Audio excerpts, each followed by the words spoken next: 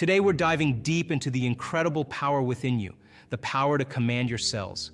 This is a mind-blowing concept that might just shock you, but trust me, it's backed by science, and it can transform your life. Now, as I always say, the elevated emotion is the carrier of the thought. Your energy, your frequency, they all carry information. Imagine your thoughts as signals and your emotions as the carrier waves that broadcast these signals into the quantum field. The faster the frequency, the higher the energy, and when combined with a clearer intention, it's like turning your thoughts into a laser, a coherent and powerful force. We've measured this phenomenon, and here's the kicker. When your brain and heart are in coherence, something incredible happens in your life. It's not just about feeling gratitude or having a clear intention, it's about combining the two. Elevate your emotion while having a crystal clear intention, and you're creating a powerful, coherent signature that resonates with the quantum field. Let's take a closer look at the fascinating dance between your intention and emotion and how it shapes your connection with the quantum field. Imagine your intention as a radio dial and the quantum field as the vast space where all possibilities exist. Tuning that dial is like specifying the frequency you want to align with in this quantum field. Now, why is this so crucial? Well, if we think about everything in terms of vibration and energy, your personal energy needs to harmonize with the potential that exists in the quantum field. It's like tuning in to your favorite radio station. When your energy vibrates at the same frequency as the potential you desire, it's bound to find you. So the first step is to get crystal clear on your intention. Whether it's a new home, a beautiful garden, or any dream that ignites your passion, immerse yourself in the details. Make it tangible by ripping out magazine pictures, sketching images, or jotting down your desires. The more vividly you can picture your dreams, the stronger the signal you're sending out into the quantum field. Here's the thing, your conscious mind is like the captain of this ship, steering your thoughts and intentions. When you keep your mind focused on these gestures, your subconscious follows suit. It's like having an internal compass that guides you toward the realization of your dreams. Think of it as planting seeds in the fertile soil of your subconscious. The more you nurture these seeds with attention and intention, the more likely they are to sprout and grow into the beautiful garden of your dreams. Your subconscious becomes your ally, working tirelessly behind the scenes to align your actions and decisions with the path that leads to your desired destination. Now, I know patience is key. Impatience implies a lack of belief in the unfolding of your desires. Life is an experience, a journey to savor. Cultivate the joy and excitement of creating, just like tending to a garden. You'll be pulling weeds, pruning branches, and fertilizing along the way. But the joy lies in eating the fruits of your creation. Your body follows your mind, and creating takes time. It's a journey, not a race. Embrace the process and let your senses be the last to experience what your mind has already created. Let's talk about the power of symbolism. All the details of your intention can be summarized in a symbol, a letter, or even one picture. When you hold that symbol or picture, you're holding the essence of your dream. But here's the key. Don't attach your happiness to the future realization of your dream. Instead, declare in the present, I am having the experience, allowing the thought to produce the emotion. Let's delve into the incredible connection between your heart, energy, and the power to shape your future. When we talk about opening your heart, it's not just a figure of speech, it's a physical phenomenon that holds immense significance. Picture this. As you open your heart, it's as if a beautiful dance of coherence begins within you. This dance manifests as a measurable magnetic field, extending up to 3 meters wide. This isn't some abstract concept. It's real, tangible energy that you emit. This energy carries frequency, information, and intent. It's like a language your heart speaks to the universe. Gratitude plays a pivotal role in this process. When you experience gratitude with an open heart, you're not just feeling a positive emotion, you're broadcasting energy into the vast field that surrounds you. This energy isn't just aimlessly floating around. It's purposeful. It carries the intent for your well-being, whether it's health, wealth, or any desire you hold close to your heart. However, it's essential to understand that not all emotions carry the same weight in this cosmic exchange. Suffering, for instance, doesn't resonate with the energy needed to manifest wealth. It operates on a different frequency, a different set of thoughts. So, if you're aiming to believe in and attract the future you've imagined, you need to ensure your heart is not only engaged, but open and activated. This brings us to the concept of self-regulation, learning to navigate challenging moments while staying connected to the energy of your future is crucial. Life throws curveballs, and it's during these challenging times that your ability to self-regulate becomes a game changer. Self-regulation isn't about suppressing your emotions or denying the challenges you face. Instead, it's about acknowledging those challenges while consciously choosing to stay connected to the positive energy of your envisioned future. It's a skill that requires practice and awareness. Building a community that practices this daily is a game changer. When individuals are connected to their future, wanting it more than the emotions of the past, a powerful collective energy emerges. Practicing together reinforces the commitment to a shared vision, creating a web of coherence that amplifies the individual and collective power. Now let's shift gears to relationships. I've got a radical theory. Relationships should never feel like work. If you're working at it, something's off. Bring your best, celebrate life together, and witness the growth and energy that unfolds. But if you're not at your best, take a step back. Reflect on yourself before trying to reflect on someone else. If you wouldn't go out with yourself, it's time for self-reflection. Relationships should be about happiness, not just love. It's crucial to understand that true love isn't about need, control, or dominance. Instead, it's about bringing your best self to the table. Let's take a closer look at how your thoughts and feelings have a magnetic power that can influence every aspect of your life, even down to the very cells within you.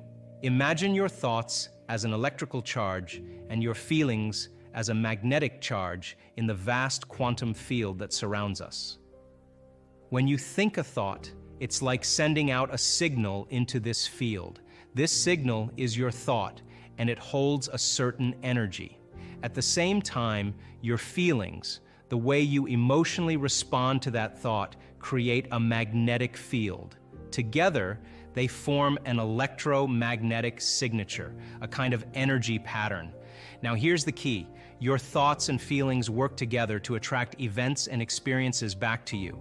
Your thought sends out the initial signal, and the feeling is like a magnetic field that draws the corresponding event or experience back into your life. It's a sort of cosmic dance between your thoughts and the magnetic charge of your emotions.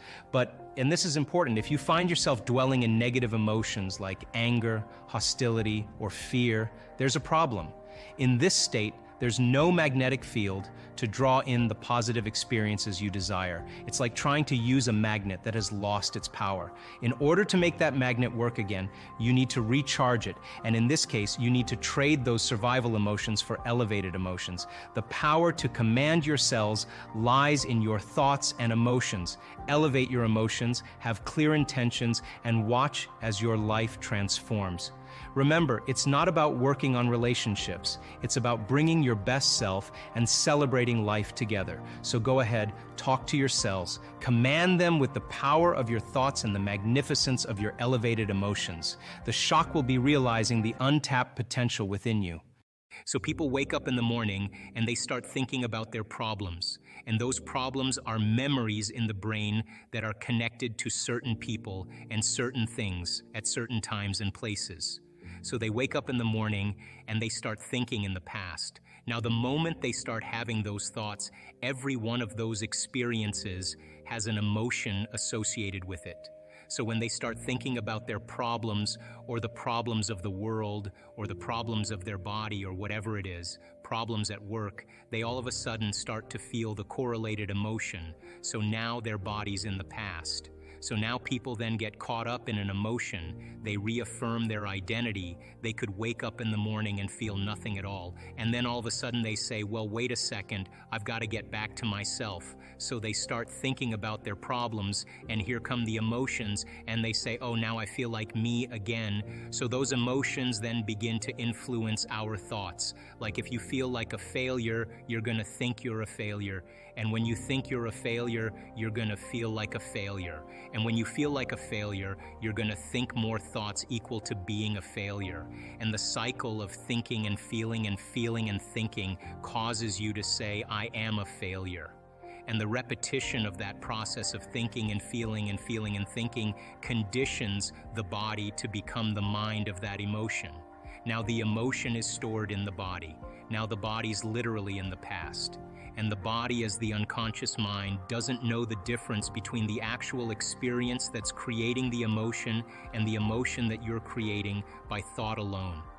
Your body's believing it's in the same experience 24 hours a day, 7 days a week, 365 days a year. So then getting people out of the past is the work. So then they wake up in the morning after they reaffirm who they are, and they can't think greater than how they feel.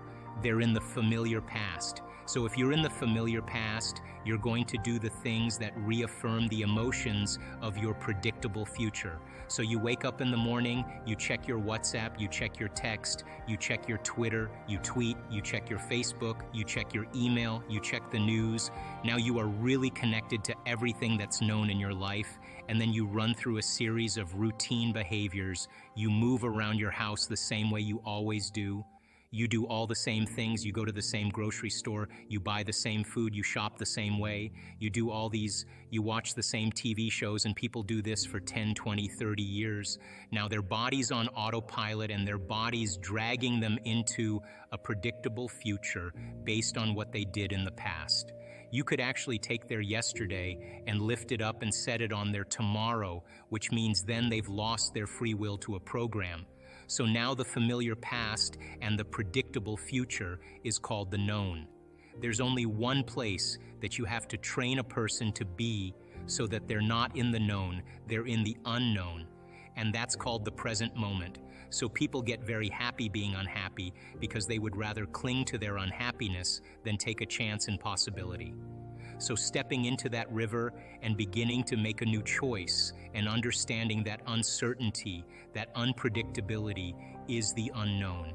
Now you're in that river of change, and it is the neurological, the biological, the chemical, hormonal, genetic death of the old self. People say to me, well, if there's uncertainty, I can't predict my future. And I always say the same thing. The best way to predict your future is to create it, not in the known, right there. That uncertainty, you can learn now how to regulate your state instead of living in fear, because the idea that things are going to get worse, the idea that you can't predict, the idea of being uncertain or can't control something actually sets off the stress response. So now you're in the unknown, and this survival gene is switched on. Of course, people are going out of the infinite possibilities that exist in the quantum field. They're going to select the worst scenario in their mind, right? So then what if you're in the unknown and you understand that, and now you can work back into that present moment, and you say, what thoughts do I want to fire and wire in my brain, put my attention behind? What behaviors today, one day, what behaviors do I want to demonstrate? And the act of closing your eyes and mentally rehearsing who you're going to be when you open your eyes begins to install the neurological hardware in your brain to look like you've already done it. Now the brain is no longer a record of the past. Now it's a map to the future. So by rehearsing mentally and doing it over and over again, the hardware becomes a software program, and who knows, you just might start acting like a happy person. Well, there's no magic there. You install the circuitry. You may start thinking in more unlimited ways. You put those circuits in place. Now here's the tough part. Can you teach your body emotionally what that future is going to feel like before it's made manifest? That means you can't wait for your healing to feel gratitude and wholeness. You can't wait for your wealth to feel worthy and abundant. You can't wait for your new lover to feel love. That's the old model of reality of cause and effect, waiting for something outside of us to take away our emptiness and pain that we feel inside of us. That's Newtonian cause and effect. The quantum model of reality is about causing an effect. That means the moment you start feeling worthy and abundant, you're generating wealth. The moment you're in love with yourself and you're in love with life, you create an equal. The moment you start feeling gratitude and wholeness, your healing actually starts to begin. They're actually waiting for their health to improve to feel gratitude. They're waiting for their new relationship to feel joy and gratitude and thankfulness. They're waiting for the new career to happen. Once it happens, then they celebrate and feel gratitude. If you believe that your thoughts and feelings produce an effect in your life, and you're living in the lack every single day waiting for it to happen, you're separate from the experience. If you think about the emotional signature of gratitude, when you are receiving something that you like, that's pleasurable. You've just gotten or received something that is pleasurable. Something just happened to you, or something's happening to you that you like, you say thank you. You feel gratitude. The emotional signature of gratitude is that something has already happened. It is the absolute perfect state of receiving. It is the absolute state of receivership. Here's an example. A person gets a diagnosis. The diagnosis is something like cancer. The first moment they hear that word, they feel fear. They feel a change in their internal state, and they pay attention to what the doctor says. They take a snapshot and they create that memory. They remember the moment the doctor said that. Now they're in fear, they're scared, they're going to think positively, or they're saying, I'm going to beat this thing. Well, if they're feeling fear, they can only accept, believe, and surrender to the thoughts equal to their emotional state. Fear thoughts will be the only ones that will make it in there. Now, if the person changes fear to gratitude, as an example, and they really start training their heart, we can measure when a person feels gratitude, what happens to their heart.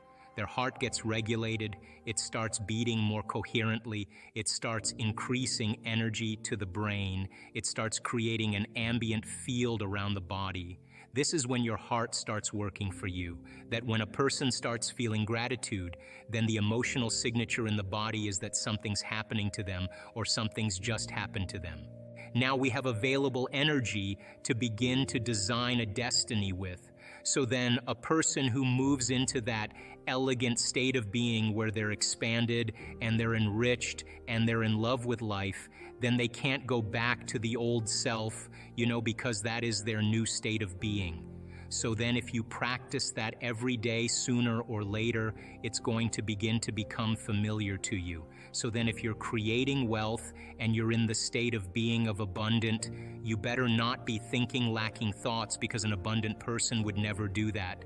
You can't demonstrate that you're not making choices because you believe that there's not enough, lack of time, lack of energy, lack of money. A wealthy person would never think that you can't feel unworthy and lacking if you're going to be a wealthy person. So by very logic and reason, you've got to lay that down and move into this state of being. Now, once you're in that state of being, can't sit on the couch and wait for the phone call. Once you're in that state of being, you've got to start making choices into the unknown from that state of being. You've got to trust in the unknown. The moment you don't make the choice, you just doubted your creation. You return back to the known. And so people then, when you're in that state of being, the miraculous happens when you say, okay, I'm going to go for it, but you're not going to go for it from as your limited emotional self. You're going to go for it as your unlimited self. And you begin to make those choices and you step out into the unknown. That's when the miraculous happens. And you say, oh my God, I'm so glad I made that choice. But then waking up in the morning, then impriming your brain and body to make that change is the key. There's 2 times the door to the subconscious mind opens up. When we wake up in the morning and we go to bed at night. Why? In that crossover place. Because your brain goes from deep delta brain waves to theta brain waves to alpha brain waves to beta brain waves. Why? And when you go to bed at night, it goes from beta to alpha to theta to delta. And if you can't get there, you're stuck in high beta. It's because you're driving the sports car in first gear. So people do whatever they can to get down there. So the brain chemistry works in accordance with this. When you wake up in the morning and the receptors in the back of your eye pick up light, the moment that happens, your optic nerve sends a signal to the pineal gland, and the pineal gland starts making serotonin. And serotonin is the daytime neurotransmitter. In other words, serotonin gets you up and going, it gets your brain turned on the moment it starts getting dark at night. And your eye is no longer picking up visible light, the mechanism starts to change. And now, because there's less light, the optic nerve sends a signal to the pineal gland. The pineal gland takes serotonin and starts carving off a couple methyl groups and turns it into melatonin. And melatonin is the nighttime neurotransmitter. So Sarah gets you up in the morning and Mel puts you to bed at night. Now, when serotonin increases, your brainwave patterns go into beta.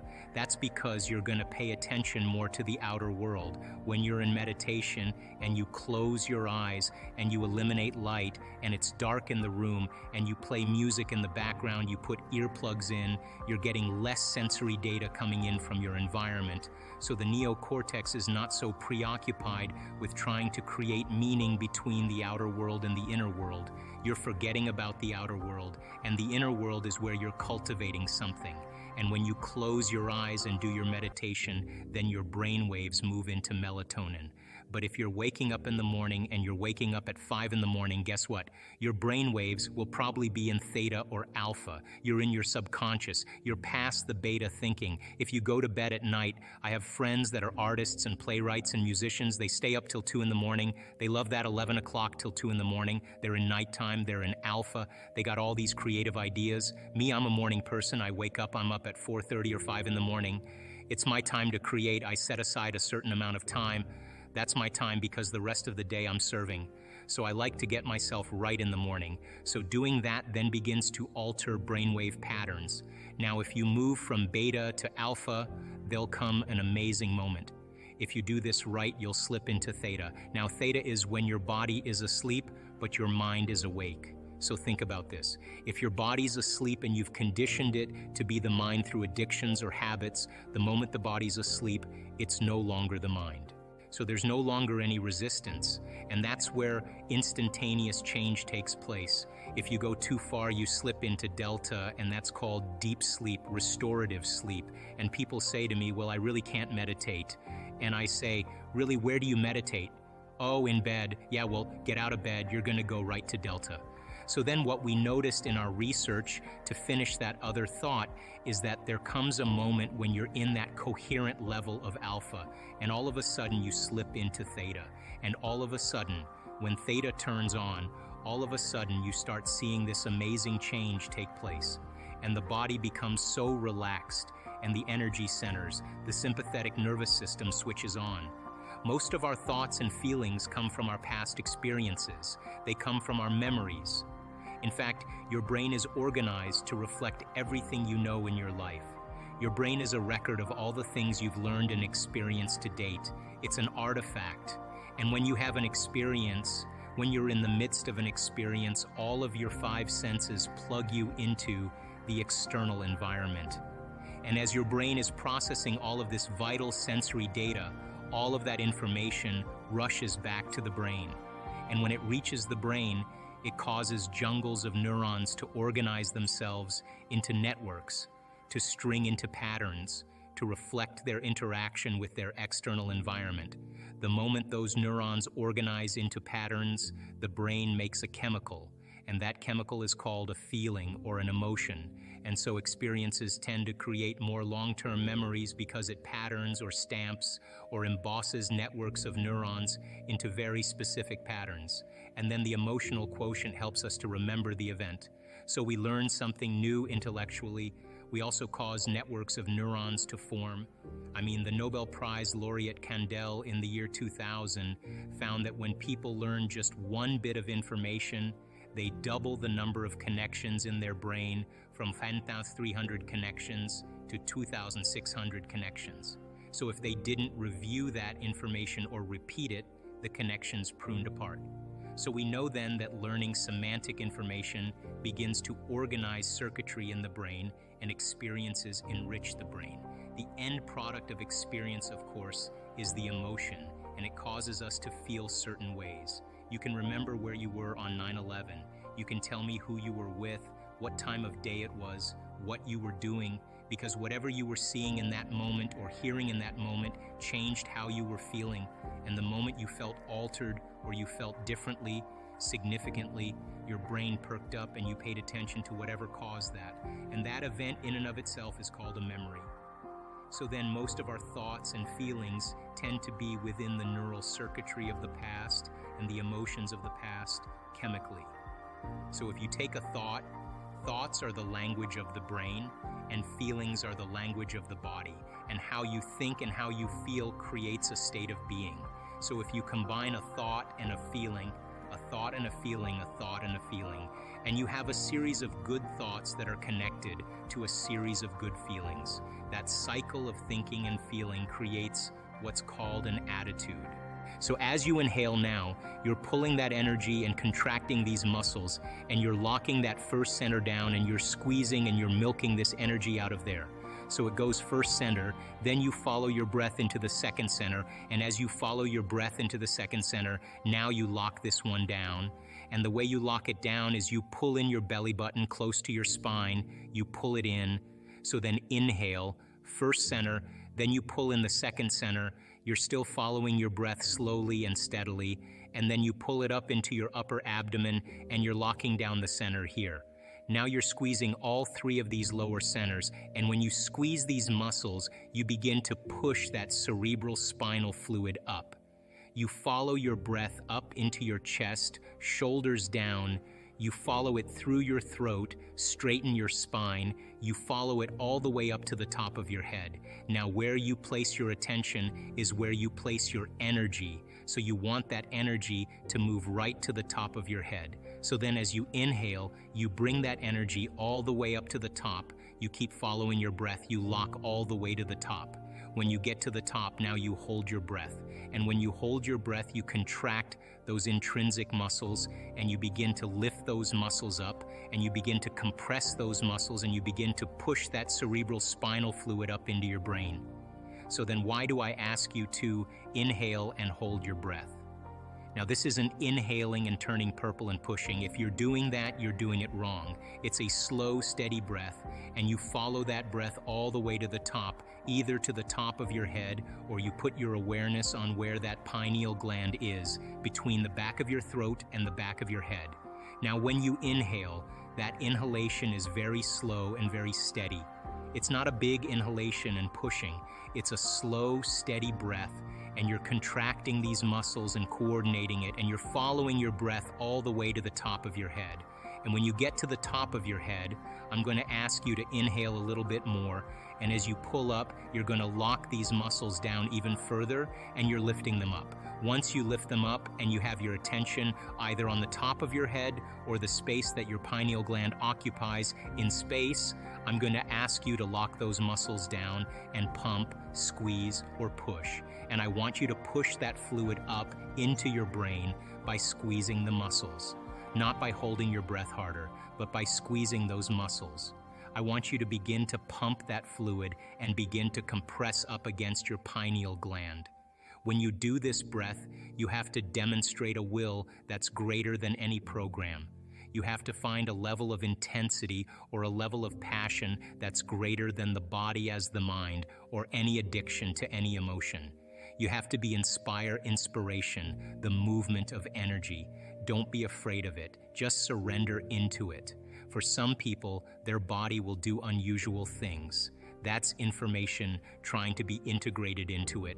Don't be afraid of it. Just surrender into it. If your body does weird things, more than likely that's energy moving to your brain. If you have a lapse of consciousness, or you all of a sudden find yourself on the ground, that's energy moving into your brain. It's happened to me numerous times. It's a sign that you're getting close, or at least doing it correctly. Now, where you place your attention is where you place your energy. So you want that energy to move right to the top of your head. Inspiration, the movement of energy. You have to find a level of intensity or a level of passion that's greater than the body as the mind, or any addiction to any emotion.